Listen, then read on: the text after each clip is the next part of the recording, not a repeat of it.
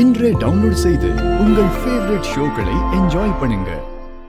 அம்மா நில்லுங்க, இருங்க, உங்களை தான். நில்லுங்க, நில்லுங்க, இருங்க.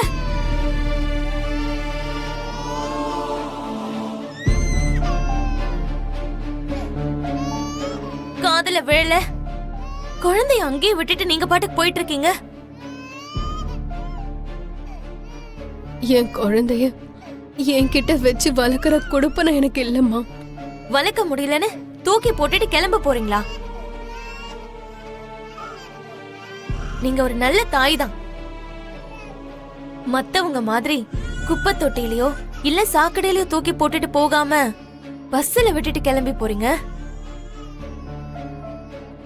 தப்பு பண்ணீங்களோ இல்ல தப்ப சரி பண்றீங்களோ எதையும் கண்டுக்காம நீங்க விட்டுட்டு போயிடுவீங்க. அதுக்கப்புறம் இந்த குழந்தையோட நிலைமை என்ன? ஒரு தாயா இருந்து பொம்மையை தூக்கி போட்டுட்டு போற மாதிரி பச்சை குழந்தைய இப்படி விட்டுட்டு போறீங்களே, இது நியாயமா? உங்களுக்கு வளர்க்கறதுக்கான குடுப்பனை இல்லைங்கிறதுக்காக குழந்தைய யாரும் இல்லாத அனாதை மாதிரி அப்படியே விட்டுட்டு போயிடுவீங்களா?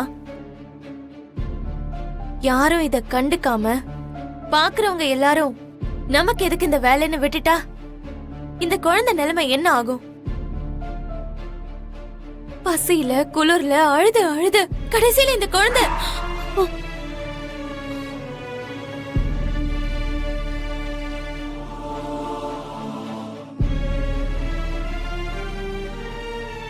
இந்த குழந்தை என்னமா தப்பு பண்ணுச்சு? எதுக்காக இந்த குழந்தைக்கு இவ்வளவு பெரிய தண்டனை கொடுக்கறீங்க?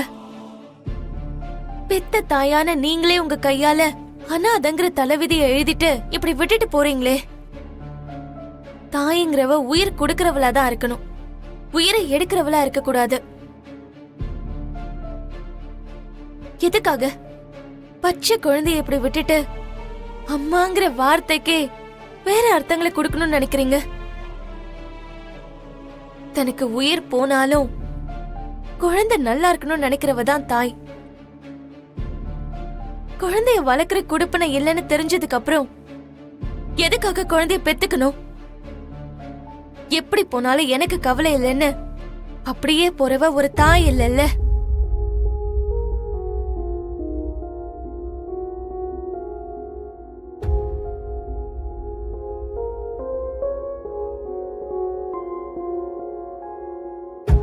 என்ன மன்னிச்சிருமா. என் குழந்தைய இனி நான் எங்கேயும் விட போறதில்ல.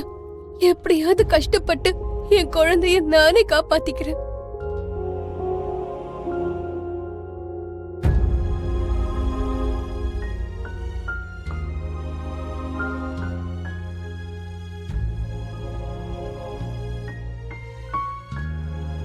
குழந்தைக்கு பால் மட்டும் இல்லம்மா, அதுக்கு சிரிப்புங்கிறத தெரிய வைக்கிறதும் தாய் தான். குழந்தைய அனாதை ஆக்கிடாதீங்க. அப்படி ஆயிட்டா அந்த கஷ்டம் எப்படி இருக்கும்னு எனக்கு நல்லா தெரியும். ஏன்னா நானும் ஒரு அனாதை தாம்மா.